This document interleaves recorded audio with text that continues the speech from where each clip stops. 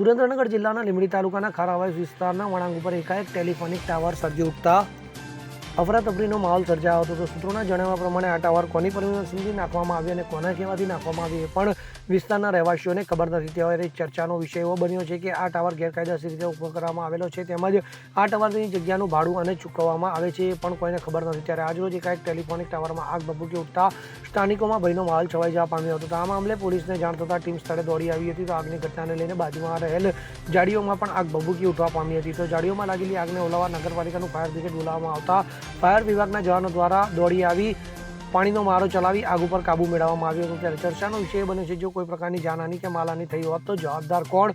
આવા અનેક સવાલો ઉઠવા પામ્યા છે. ત્યારે સ્થાનિકો દ્વારા આવનાર સમયમાં કોઈ દુર્ઘટના ન ઘટે તે માટે તાત્કાલિક આ ટાવરને આ વિસ્તારમાંથી હટાવવામાં આવે તેવી માંગ કરવામાં આવી રહી છે.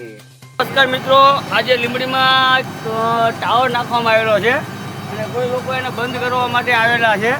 તો અત્યારે એમને પૂછવામાં આવ્યું કે આ ટાવર જે છે એ એના કર્મચારી છો? તો કે અમે એના કર્મચારી નથી. તો તમે કોણ? કે અમે બંધ કરવા માટે આવ્યા છીએ. તો શા માટે બંધ કરવા માટે આવ્યા છે? કંપનીવાળા કેમ નથી આવ્યા? આ એક જોવાનું રહ્યું. ત્યારે એનો મુદ્દો એવો હતો એનો કે ગેરકાયદેસર ટાવર નાખવામાં આવ્યો હોય એવી પણ ચર્ચાનો વિષય હાલ બની રહ્યો છે.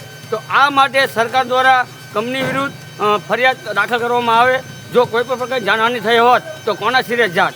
તો આવા ઘણા બધા કાંડો થઈ ચૂક્યા છે. આ વધુ કાંડ ના થાય એ માટે સરકાર દ્વારા એક સુનિશ્ચિત પગલાં લેવામાં આવે. લીંબડી. કલ્પેશ વાઢેર સાથે CN24 ન્યૂઝ, સુરેન્દ્રનગર.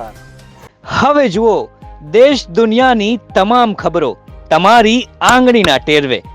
ઉઠાવો મોબાઈલ અને Google Play Store પરથી ડાઉનલોડ કરો અમારી CN24 ન્યૂઝ મોબાઈલ એપ.